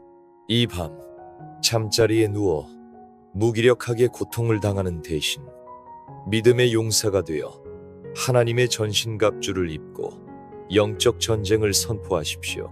만군의 주 하나님, 지금 이 시간 예수 그리스도의 이름으로 하나님의 전신갑주를 입습니다. 진리의 허리띠, 의의 호심경, 평안의 복음의 신, 믿음의 방패, 구원의 투구, 성령의 검으로 완전 무장합니다. 나를 묶고 있는 가난과 질병의 영을 나사렛 예수 그리스도의 이름으로 대적하노니 지금 즉시 묶음을 받고 떠나갈지어다. 이 싸움은 내게 속한 것이 아니요 이미 승리하신 주님께 속했음을 선포하노라. 31번째, 내 입을 크게 열라는 약속을 붙잡고 담대히 구하기. 재정적 어려움이 지속되면 우리는 스스로 위축되어 하나님께 구하는 것조차 주저하게 됩니다. 그러나 시편 81편 10절은 나는 너를 애굽 땅에서 인도하여 낸 여호와 네 하나님이니 네 입을 크게 열라 내가 채우리라고 말씀합니다. 우리를 노예 생활에서 건져내신 전능하신 하나님께서 우리가 입을 크게 열어 구하기만 하면 넘치도록 채워주시겠다고 약속하십니다. 예수님께서도 마태복음 7장 7절과 8절에서 구하라 그리하면 너희에게 주실 것이요 찾으라 그리하면 찾아낼 것이요 문을 두드리라 그리하면 너희에게 열릴 것이니 구하는 이마다 받을 것이요 라고 말씀하시며 구하는 자에게 반드시 주신다는 원리를 가르쳐 주셨습니다. 소경 바디메오는 예수님이 지나가신다는 소리를 듣고 다윗의 자손 예수여 나를 불쌍히 여기소서 라고 크게 소리 질렀습니다. 사람들이 잠잠하라고 꾸짖었지만 그는 더욱 크게 소리 질렀고 마침내 눈을 뜨는 기적을 경험했습니다. 이 밤 당신의 작은 목소리를 크게 열어 당신의 필요를 담대하게 구하십시오. 입을 크게 열라 하신 주님, 저의 부족함을 보며 위축되었던 마음을 회개합니다. 저를 죄의 종살이에서 인도하여 내신 주님의 능력을 믿고 이제 저의 입을 크게 열어 구합니다. 하늘의 창고를 여시고 제 삶의 모든 영역에 주님의 풍성한 공급을 부어주옵소서. 바디메오처럼 간절히 부르짖을 때 제 삶에 놀라운 역전의 기적이 일어날 것을 믿습니다. 32번째, 기적의 현장이신 예수님 자신이 내 안에 계심을 선포하기. 우리는 종종 기적을 외부에서 일어나는 특별한 사건으로만 생각합니다. 그러나 가장 큰 기적은 기적의 근원 되시는 예수님께서 바로 우리 안에 거하신다는 사실입니다. 골로새서 1장 27절은 이 비밀을 너희 안에 계신 그리스도시니 곧 영광의 소망이니라고 밝힙니다. 오병이어의 기적을 행하시고 죽은 자를 살리시고 풍랑을 잠잠케 하셨던 바로 그 기적의 주님이 지금 내 안에 살아계십니다.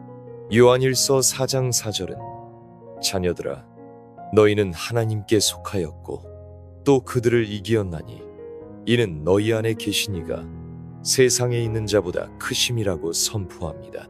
우리를 괴롭히는 재정 문제나 질병보다 우리 안에 계신 예수님이 훨씬 더 크고 강하십니다. 갈라디아서 2장 20절의 고백처럼 이제는 내가 사는 것이 아니요 오직 내 안에 그리스도께서 사시는 것이라는 믿음으로 살아갈 때 우리는 우리를 통해 나타나는 그리스도의 기적적인 삶을 경험하게 됩니다. 이 밤 문제의 해결을 밖에서만 찾지 마십시오. 당신 안에 이미 거하시는 능력의 주님을 인정하고 그분께 길을 내어드리십시오. 영광의 소망이신 주님, 기적의 근원 되신 주님께서 제 안에 살아계심을 믿고 선포합니다. 세상의 어떤 문제보다 제 안에 계신 주님이 더 크심을 믿습니다. 이제 제가 염려하고 애쓰는 것이 아니라 제 안에 계신 주님께서 친히 일하시도록 제 삶의 주도권을 온전히 내어드립니다. 제 삶을 통해 주님의 부유하심과 치유의 능력이 마음껏 나타나게 하옵소서. 33번째, 말씀 선포를 통해 내 영을 깨우고 일으키기. 어려움이 계속되면 우리의 영은 깊은 잠에 빠지거나 침체되기 쉽습니다. 에스겔 37장에서 하나님께서는 마른 뼈들로 가득한 골짜기로 선지자를 데려가셔서 너는 이 모든 뼈에게 대언하여 이르기를 너희 마른 뼈들아 여호와의 말씀을 들을지어다라고 명령하셨습니다. 소망 없어 보이는 마른 뼈들을 향해 하나님의 말씀을 선포했을 때 뼈들이 서로 연결되고 힘줄이 생기고 살이 오르며 마침내 생기가 들어가 살아있는 큰 군대가 되는 기적이 일어났습니다. 이사야 50장 4절은 주 여호와께서 학자들의 혀를 내게 주사 나로 곤고한 자를 말로 어떻게 도와줄 줄을 알게 하시고 라고 말씀합니다. 하나님의 말씀을 대언하는 혀에는 곤고한 영혼을 일으켜 세우는 능력이 있습니다. 이 밤 당신의 지친 영혼을 향해, 침체된 상황을 향해 생명의 말씀을 직접 선포하십시오. 잠들어 있는 당신의 영을 말씀으로 깨우십시오. 살아계신 하나님, 마른 뼈와 같은 저의 절망적인 상황과 침체된 영혼을 향해 주님의 말씀을 대언합니다. 너희 마른 뼈들아, 여호와의 말씀을 들을지어다. 생기가 네게로 들어갈지어다. 에스겔 골짜기의 기적이 오늘 밤 제 삶에 동일하게 일어날 것을 선포합니다. 저를 묶는 모든 절망과 무기력의 사슬은 끊어지고 하나님의 생기로 충만한 살아있는 군사로 일어날 것을 예수 이름으로 명령합니다. 34번째, 예수님의 이름의 권세를 사용하여 상황을 명령하기. 예수님께서는 우리에게 당신의 이름을 사용할 수 있는 놀라운 권세를 주셨습니다. 마가복음 16장 17절과 18절은 믿는 자들에게는 이런 표적이 따르리니 곧 그들이 내 이름으로 귀신을 쫓아내며 병든 사람에게 손을 얹은 즉 나으리라고 약속하셨습니다. 예수님의 이름에는 귀신을 쫓아내고 병을 고치는 실제적인 권세가 있습니다. 요한복음 14장 14절은 내 이름으로 무엇이든지 내게 구하면 내가 행하리라고 말씀하시며 그 이름으로 구할 때 주님께서 직접 행하시겠다고 약속하십니다. 사도행전 4장 12절은 다른 이로서는 구원을 받을 수 없나니 천하 사람 중에 구원을 받을 만한 다른 이름을 우리에게 주신 일이 없음이라고 선포합니다. 예수님의 이름은 우리를 구원하는 유일한 이름이며 모든 문제의 해결책이 되는 이름입니다. 이 밤 재정적인 묶임과 질병의 고통을 향해 당신에게 주어진 예수 이름의 권세를 사용하십시오. 단순히 간구하는 것을 넘어 믿음으로 명령하고 선포하십시오. 권세 있는 이름을 주신 주님, 제게 허락하신 예수 이름의 권세를 이 시간 사용합니다. 나를 묶고 있는 가난의 영과 질병의 영아, 내가 나사렛 예수 그리스도의 이름으로 너희를 꾸짖고 명하노니 지금 즉시 내 삶과 내 몸에서 떠나가 묶임을 받고 무적행으로 들어갈지어다. 나의 재정은 예수 이름으로 풀릴 것이며 나의 몸은 예수 이름으로 온전히 회복될 것을 선포하노라. 35번째, 의심과 불신의 견고한 진을 파하는 회개 기도 드리기. 우리가 기적을 경험하지 못하는 가장 큰 이유는 우리 마음속에 견고하게 자리 잡은 불신이라는 진 때문일 수 있습니다. 마가복음 6장 5절과 6절을 보면 예수님께서 고향에서는 그들이 믿지 않음을 이상히 여기셨으며 소수의 병자를 고치신 것 외에는 아무 권능도 행하실 수 없었다고 기록되어 있습니다. 예수님의 능력이 부족해서가 아니라 사람들의 불신앙이 기적의 통로를 막아버린 것입니다. 히브리서 3장 19절은 이스라엘 백성이 약속의 땅에 들어가지 못한 이유를 그들이 믿지 아니함으로 능히 들어가지 못한 것이라고 결론 내립니다. 하나님의 약속이 있었음에도 불구하고 그들의 불신이 그들 자신을 축복에서 멀어지게 했습니다. 고린도후서 10장 4절과 5절은 우리의 싸우는 무기는 육신에 속한 것이 아니요 오직 어떤 견고한 진도 무너뜨리는 하나님의 능력이라.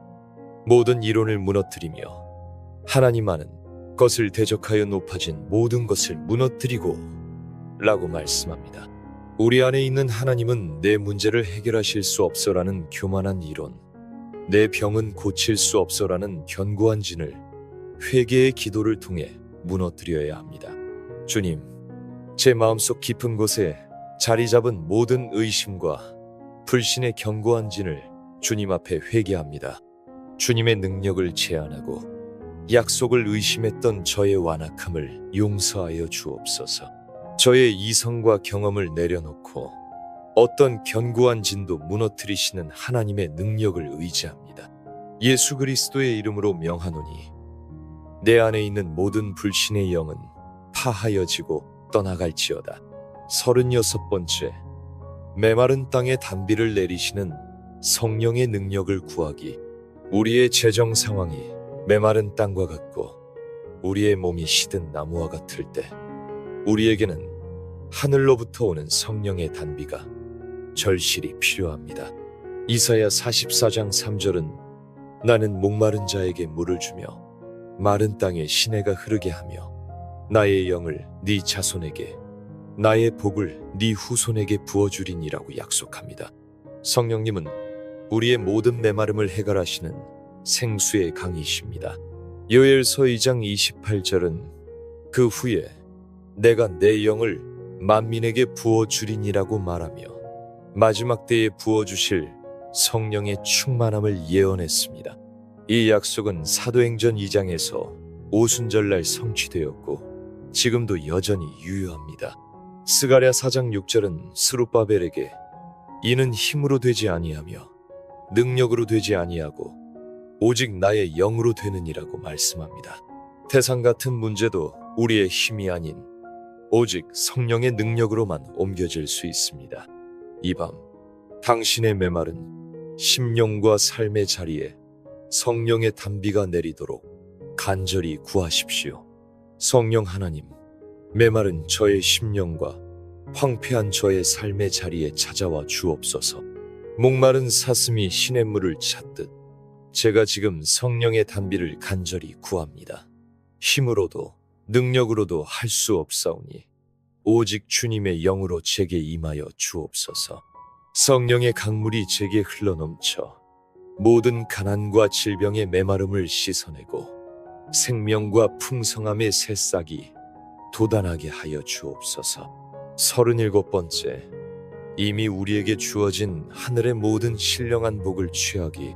우리는 종종 우리가 가지지 못한 것에 집중하지만 성경은 우리가 이미 그리스도 안에서 하늘의 모든 복을 받았다고 선언합니다. 에베소서 1장 3절은 찬송하리로다. 하나님, 곧 우리 주 예수 그리스도의 아버지께서 그리스도 안에서 하늘에 속한 모든 신령한 복을 우리에게 주시되 라고 말씀합니다. 이 말씀은 주실 것이 아니라 주셨다는 과거형입니다. 창세전에 우리를 택하시고 아들 삼아주시고 죄 사함을 주시고 성령으로 인치시고 기업을 주시는 이 모든 신령한 복이 이미 우리의 것이 되었습니다. 베드로후서 1장 3절은 그의 신기한 능력으로 생명과 경건에 속한 모든 것을 우리에게 주셨으니 라고 말합니다. 생명 구원과 경건 성화에 필요한 모든 자원이 이미 우리에게 주어졌습니다. 문제는 우리가 이 영적인 실체를 믿음으로 깨닫고 누리지 못하는 데 있습니다. 갈라디아서 3장 5절은 너희에게 성령을 주시고 너희 가운데서 능력을 행하시는 이의 일이 율법의 행위에서냐 혹은 듣고 믿음에서냐 라고 묻습니다. 하나님의 능력을 경험하는 길은 행위가 아니라 이미 주신 약속을 듣고 믿는 것입니다. 이 밤 더 이상 가난하고 병든 자의 정체성으로 살지 마십시오. 당신은 이미 하늘의 모든 복을 받은 상속자입니다. 복의 근원이신 하나님, 그리스도 안에서 하늘에 속한 모든 신령한 복을 제게 이미 주셨음을 믿고 감사합니다. 생명과 경건에 속한 모든 것을 제게 주셨으니 이제 없는 것을 구하는 자가 아니라 이미 받은 것을 믿음으로 취하고 누리는 자가 되게 하옵소서. 저는 가난하지 않습니다. 하늘의 부유를 가진 자입니다. 저는 약하지 않습니다. 그리스도의 능력을 가진 자입니다. 이 믿음의 선포를 통해 제 삶에 하늘의 실제가 나타나게 하옵소서. 38번째, 어둠을 향해 빛이 있으라고 선포하기. 가난과 질병은 우리의 삶을 덮는 짙은 어둠과 같습니다. 그러나 우리는 그 어둠 속에서 절망하도록 부름받지 않았습니다. 고린도후서 4장 6절은 어두운 데에 빛이 비치라 말씀하셨던 그 하나님께서 예수 그리스도의 얼굴에 있는 하나님의 영광을 아는 빛을 우리 마음에 비추셨느니라고 말씀합니다. 태초의 어둠을 향해 빛을 창조하신 바로 그 하나님께서 이제 우리 마음속에 예수 그리스도라는 영원한 빛을 비추셨습니다. 요한복음 1장 5절은 빛이 어둠에 빛이 돼 어둠이 깨닫지 못하더라고 말합니다. 어둠은 결코 빛을 이길 수 없습니다. 아무리 짙은 어둠이라도 작은 촛불 하나가 켜지면 그 힘을 잃게 됩니다. 이사야 60장 1절은 일어나라 빛을 발하라 이는 네 빛이 이르렀고 여호와의 영광이 네 위에 임하였음이니라고 명령합니다. 우리 스스로 빛을 만드는 것이 아니라 이미 우리 위에 임한 여호와의 영광의 빛을 반사하라는 것입니다. 요한복음 8장 12절에서 예수님께서는 나는 세상의 빛이니 나를 따르는 자는 어둠에 다니지 아니하고 생명의 빛을 얻으리라 고 선포하셨습니다. 세상의 빛이신 예수님이 우리 안에 계시기에 우리는 더 이상 어둠 속을 헤맬 필요가 없습니다. 이 밤 당신의 어두운 재정 상황과 질병의 고통을 향해 창조의 권세를 가지고 빛이 있으라고 선포하십시오. 빛이신 하나님, 저의 모든 어두운 상황 가운데 주님의 창조의 빛을 비추어 주옵소서. 예수 그리스도의 얼굴에 있는 하나님의 영광을 아는 빛이 저의 모든 절망과 혼돈을 몰아내게 하옵소서. 지금 이 시간 저의 재정과 건강의 영역에 빛이 있으라고 예수 이름으로 선포합니다. 모든 어둠은 물러가고 생명의 빛, 치유의 빛, 공급의 빛이 임할지어다. 39번째, 원수가 빼앗아간 모든 것을 되찾아올 것을 선포하기.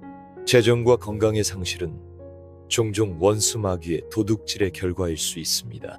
요한복음 10장 10절은 도둑 사탄이 오는 것은 도둑질하고 죽이고 멸망시키려는 것뿐이요 라고 그 정체를 폭로합니다. 그러나 우리에게는 빼앗긴 것을 되찾아올 권세가 있습니다.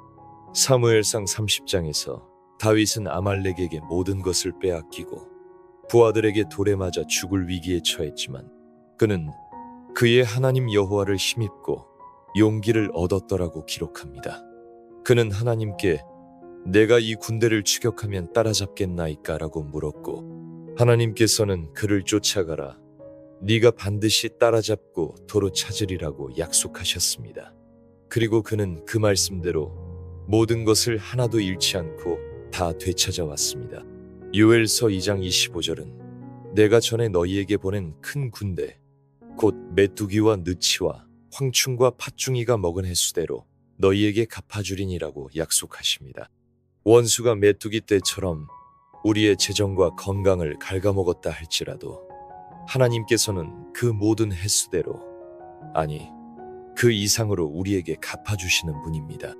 이사야 61장 7절은 너희가 수치 대신에 보상을 배나 얻으며 능욕 대신에 몫으로 말미암아 즐거워할 것이라.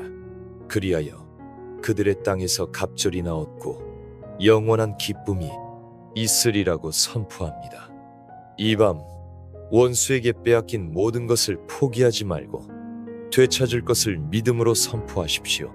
만회하시는 하나님, 원수가 도둑질하고 죽이고 멸망시킨 저의 모든 재정과 건강을 주님 앞에 내어놓습니다. 다윗에게 약속하셨던 것처럼 저 또한 반드시 따라잡고 모든 것을 도로 찾을 것을 믿습니다.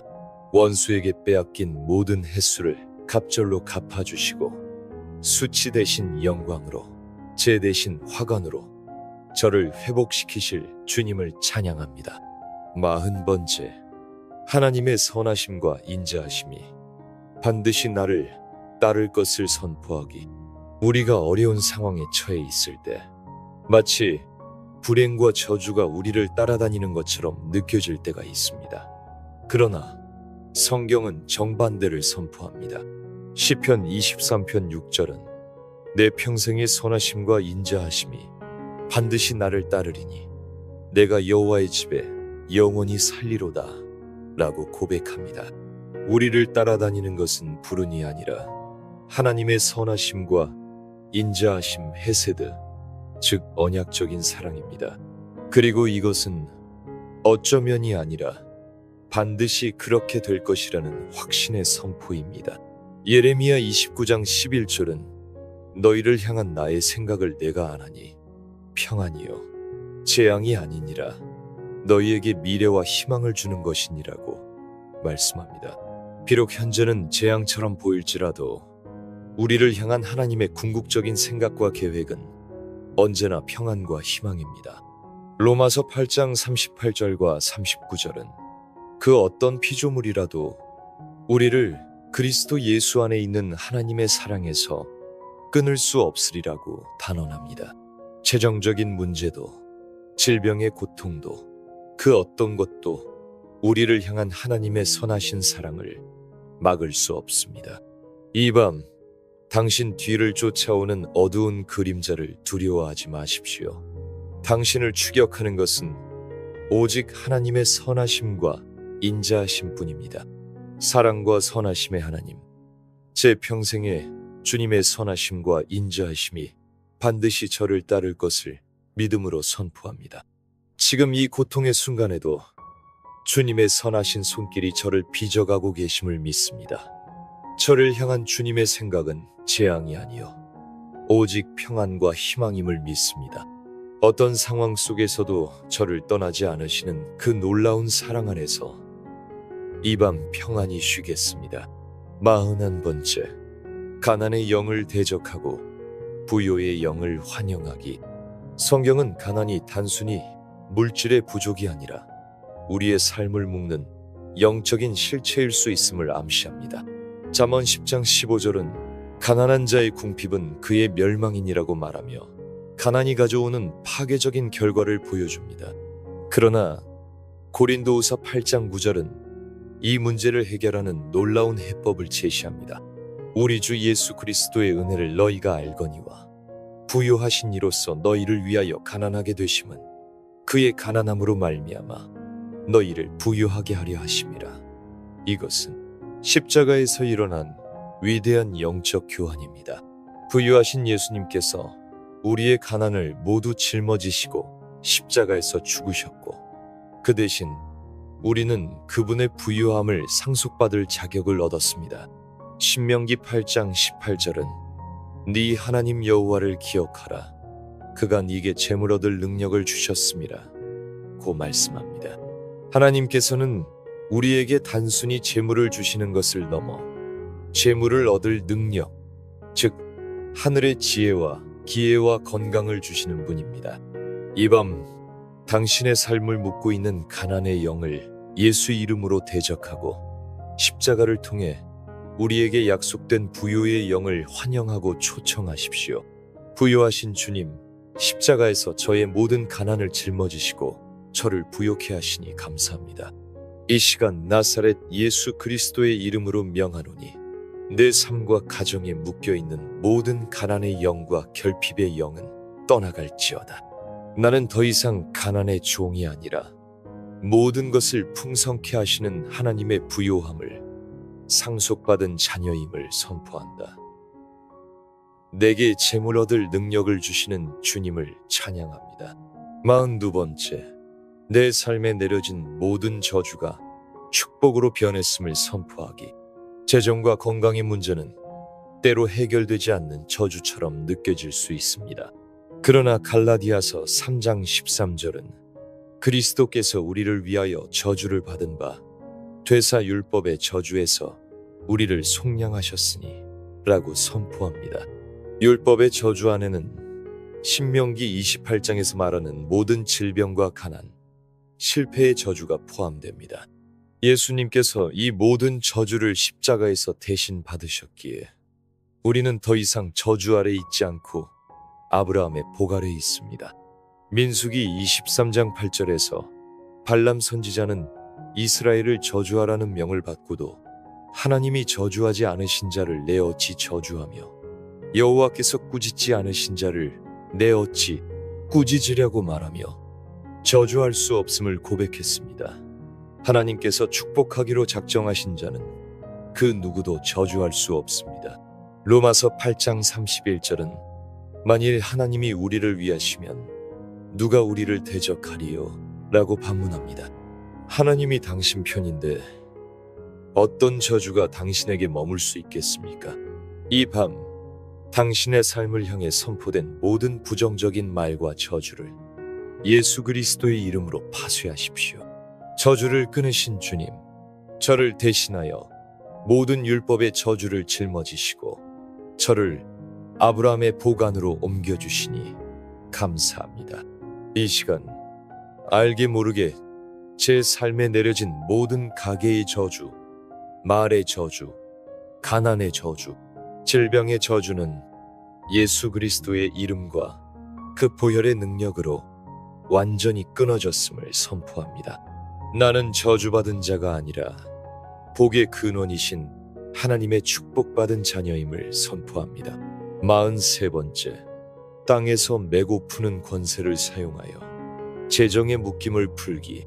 예수님께서는 우리에게 땅에서 메고 푸는 놀라운 권세를 주셨습니다.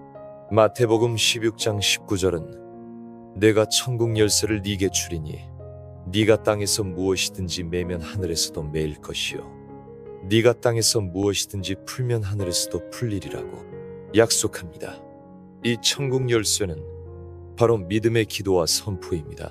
우리가 이 땅에서 믿음으로 하나님의 말씀을 붙잡고 재정의 묶임을 풀 때 하늘에서도 동일하게 그 묶임이 풀리는 역사가 일어납니다.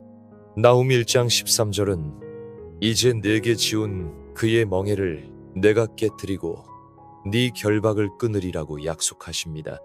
하나님께서는 우리를 묶고 있는 가난과 빚의 멍에를 깨뜨리시고 그 결박을 끊기 원하십니다. 시편 102편 20절은 이는 갇힌 자의 탄식을 들으시며 죽이기로 정한 자를 해방하사 라고 말씀합니다. 재정적인 문제로 갇혀 탄식하는 우리의 소리를 들으시고 우리를 해방하시는 분이 바로 하나님이십니다. 이 밤 당신에게 주어진 천국 열쇠를 사용하십시오. 당신의 재정을 묶고 있는 모든 어둠의 세력을 향해 풀 것을 명령하십시오. 권세를 주신 주님, 제게 천국 열쇠를 허락하시니 감사합니다. 이 시간 예수 그리스도의 이름으로 땅에서 내 재정을 묶고 있는 모든 가난과 빚의 속박을 풀어버릴 것을 명한다. 내가 땅에서 풀었으니 하늘에서도 풀릴 것을 믿고 선포한다. 막혔던 모든 재정의 통로가 열리고 묶였던 모든 자산이 풀려나 하나님의 영광을 위해 사용될 것을 명령한다. 44번째, 하나님의 신기한 능력이 내 생명과 경건에 속한 모든 것을 공급하심을 선포하기. 우리는 우리의 힘과 능력의 한계에 부딪혀 절망하지만 성경은 이미 우리에게 필요한 모든 것이 하나님의 능력으로 주어졌다고 말씀합니다. 베드로후서 1장 3절은 그의 신기한 능력으로 생명과 경건에 속한 모든 것을 우리에게 주셨으니라고 선포합니다. 신기한 능력이란 인간의 힘으로는 불가능한 하나님의 초자연적인 능력을 의미합니다. 이 능력으로 우리의 구원, 생명과 거룩한 삶, 경건에 필요한 모든 것이 이미 공급되었습니다. 여기에는 우리의 건강과 재정적인 필요 또한 포함됩니다.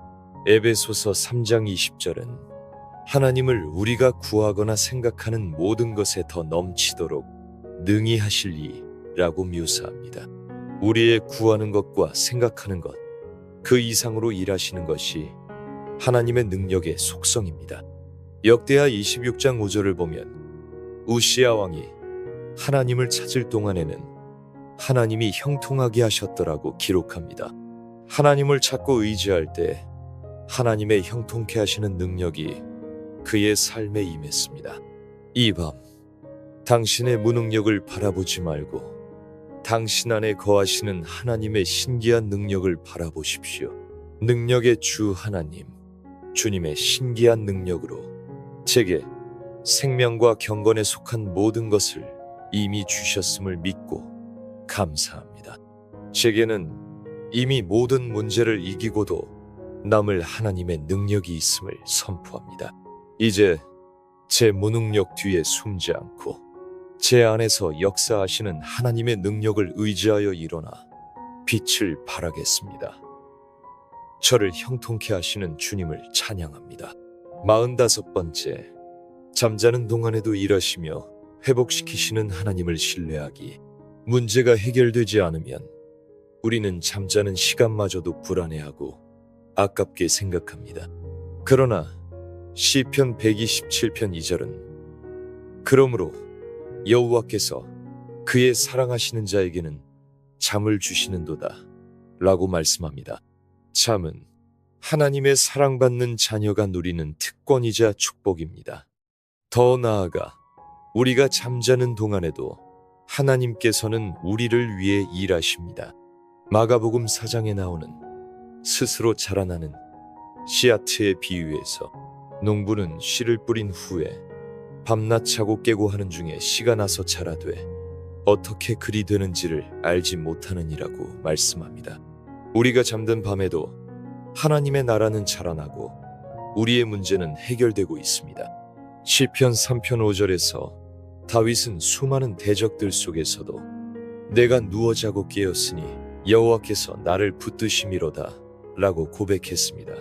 그가 평안히 자고 다시 깨어날 수 있었던 이유는 잠자는 동안에도 여호와께서 자신을 붙들어 주심을 믿었기 때문입니다. 이 밤 모든 문제와 염려를 주님께 맡기고 잠의 축복을 누리십시오. 당신이 잠자는 동안에도 쉬지 않으시는 하나님께서 당신의 재정을 회복시키시고 당신의 병든 몸을 치유하실 것입니다. 사랑하는 자에게 잠을 주시는 주님, 이제 모든 염려와 수고를 내려놓고 주님이 주시는 단잠의 축복을 누리기 원합니다. 제가 밤낮 자고 깨는 동안에도 주님께서는 저를 위해 일하시며 제 문제를 해결하고 계심을 믿습니다. 잠자는 동안에도 저를 붙드시고 제 영혼과 육신을 회복시키실 주님을 신뢰하며 평안히 잠들겠습니다. 46번째, 기적을 가로막는 나의 작은 믿음을 회개하기.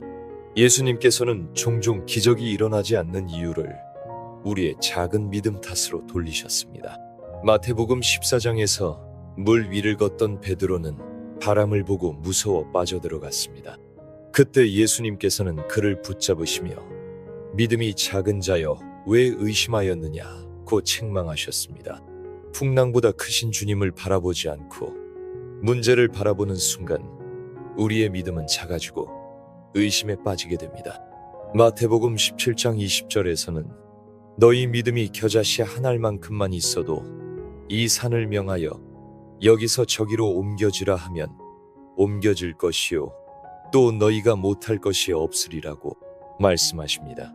산을 옮기는 것은 믿음의 크기가 아니라 비록 겨자씨처럼 작을지라도 살아있는 믿음이 있느냐 없느냐에 달려있다는 것입니다. 마태복음 8장에 나오는 백부장은 다만 말씀으로만 하옵소서 그러면 내 하인이 낫게 싸움나이다 라고 고백하며 예수님을 놀라게 하는 큰 믿음을 보여주었고 그의 믿음대로 하인이 즉시 나음을 입었습니다. 이 밤 당신의 작은 믿음을 주님 앞에 내어놓고 백부장과 같은 큰 믿음을 구하십시오. 주님, 문제 앞에서 쉽게 의심하고 두려워하는 저의 작은 믿음을 회개합니다. 바람을 보고 물에 빠져가는 베드로가 바로 저의 모습입니다. 제게 겨자씨 한 알만한 살아있는 믿음을 주사 제 앞을 가로막는 태산 같은 문제들을 옮기게 하여 주옵소서. 다만 말씀만으로도 모든 것이 해결될 것을 믿는 백부장의 믿음을 주사 제 삶에 놀라운 기적을 체험하게 하옵소서. 47번째, 약할 때 강함 되시는 하나님의 능력에 머물기. 우리는 자신의 연약함 때문에 절망하지만 성경은 오히려 우리의 약함이 하나님의 능력이 나타나는 통로가 된다고 말씀합니다. 고린도후서 12장 9절과 10절에서 바울은 내게 이르시기를 내 은혜가 내게 족하도다. 이는 내 능력이 약한 데서 온전하여짐이라 하신지라. 이는 내가 약한 그때의 강함이라고 고백합니다. 우리가 강하다고 생각할 때는 내 힘을 의지하지만 나의 무능력과 연약함을 철저히 인정하고 하나님 앞에 엎드릴 바로 그때 하나님의 완전하신 능력이 우리에게 임하기 시작합니다. 사사기 7장에서 하나님께서는 기드온의 3만 2천 명 군사를 300명까지 줄이셨습니다. 이는 이스라엘이 스스로의 힘으로 이겼다고 자랑하지 못하게 하시고 오직 전쟁의 승리가 하나님의 능력에 있음을 보여주기 위함이었습니다. 시편 8편 2절은 주의 대적으로 말미암아 어린아이들과 젖먹이들의 입으로 권능을 세우시며 라고 말씀합니다. 하나님께서는 세상의 지혜롭고 강한 자가 아니라 스스로 아무것도 할 수 없다고 인정하는 어린아이와 같은 자들을 통해 당신의 권능을 나타내십니다. 이 밤 당신의 약함과 무능력을 부끄러워하지 마십시오. 오히려 그것을 하나님께 드리십시오. 그것이 당신의 가장 큰 강점이 될 것입니다. 능력의 주님, 저의 연약함을 주님 앞에 그대로 드립니다. 제가 약한 바로 그때에 주님께서 가장 강하게 역사하심을 믿습니다. 이제 제 힘을 완전히 빼고 오직 주님의 능력만을 의지합니다. 제 약함을 통해 주님의 온전하신 능력이 나타나 모든 사람들이 저를 통해 살아계신 하나님을 보게 하여 주옵소서. 48번째, 찬양의 제사로 묶임을 풀고 하늘 문을 열기. 상황이 어려울수록 우리의 입술에서는 불평과 탄식이 터져나오기 쉽습니다. 그러나 우리가 의지적으로 찬양의 제사를 드릴 때 묶여있던 것들이 풀리고 닫혔던 하늘의 문이 열리는 기적이 일어납니다.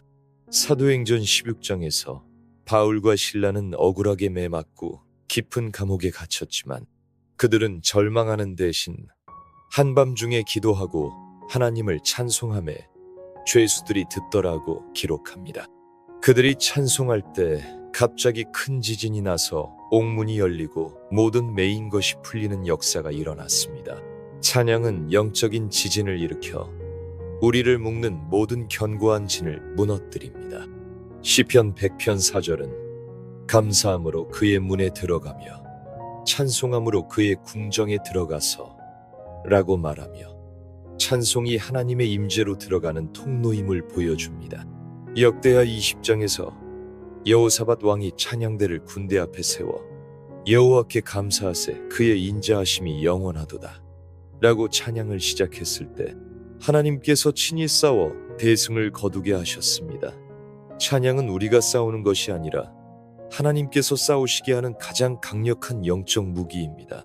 이 밤 당신의 아픔에 집중하는 대신 그럼에도 불구하고 신실하신 하나님을 높여 찬양하십시오.